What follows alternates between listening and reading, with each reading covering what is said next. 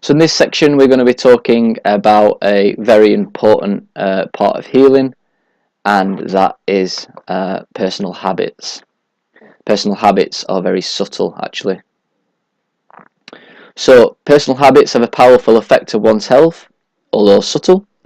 How you dress, speak, and the friends you keep is very, very important to how you see yourself.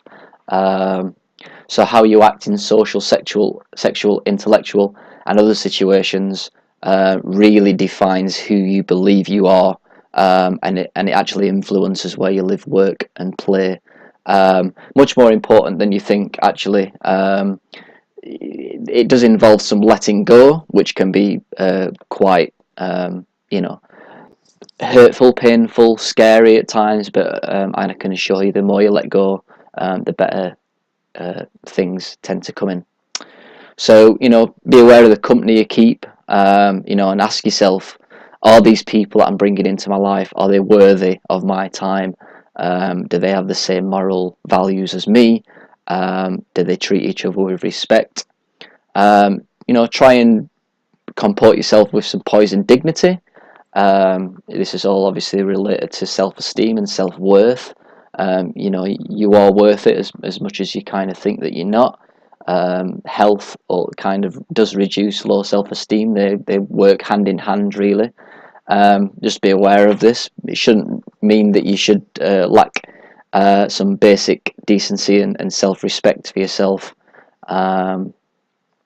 We are all highly complex and amazing beings, with some amazing skill sets, and we should respect ourselves and respect other people, although many people don't seem to respect themselves and they can push it back onto you.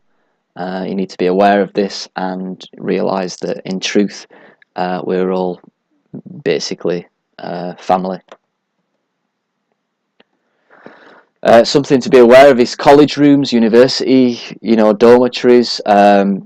It tends to be full of hormone-driven men and women. We're not really aware of their actions. This can cause a lot of issues, especially in the section before on the sexual activity. So we'll just talk a little bit about courtship and marriage. A longer courtship with a person and marriage are actually quite safe options. Many people don't realise that a monogamous relationship is literally the basics of the family unit, and it's actually the basics, the core root of having a strong society. So being in a good marriage is actually a lot safer than you might think, although obviously longer courtships and getting to know a person really, really well, making sure they have the same moral values as you, is obviously going to be really important for you if you ever consider marrying a person. So a few people to be aware of, some people that don't have your best interests at heart. I had a group of friends that would kind of peer pressure me and guilt trip me into wanting to drink and take drugs, and I would kind of do it out of not wanting to feel left out. However, my set of friends that I have now actually have my best interests at heart, and sometimes if my ego wants to go off on some sort of tangent, maybe it wants a little chocolate bar or something of that nature, these friends will actually turn around and say, what are you doing, why are you eating that? And it's a big difference. You really understand people's intentions just in the kind of things that they try and get you to do. Try and be aware of selfish people and people that think it's okay to lie. Lie's just been put onto a new line there. But yeah, these people just have their own interests at heart. Obviously, it's not very worthy of you or your time, but it's also important, obviously, to be aware if you're being selfish in any ways. Some social settings to avoid. Try avoid going out too much. This is not really being overprotective, but it's just kind of talking about the truth of what you really need to be doing if you want to be healing and have a really good, wholesome relationship with yourself and your friends and family. So a really good habit actually is to try and learn to love your own company. You know, maybe sit down with a good book, watch a good quality series, meditate, you know, work on yourself, saunas, enemas, anything like that is obviously very good for your own self-esteem and for your own healing. Try and avoid being drawn into toxic social situations. These are everywhere these days. The 21st century glorifies the weekend partying, etc. You know, as I get a little bit older, I do look at 16, 17-year-olds and actually see parents promoting going out and drinking, and these children, I think at one level don't actually necessarily want to do it, but get brought up in a way thinking that that is the right thing to do. And you know, you can understand how massive confusion and health issues start to arise as a result of that. So another thing is to try and watch out for people who try to lead you into false ideas of success, love and fun. You know, there's a lot of people out there that kind of talk the talk. One thing I've come to realise is that being healthy these days and being aware and being grounded is actually extremely rare.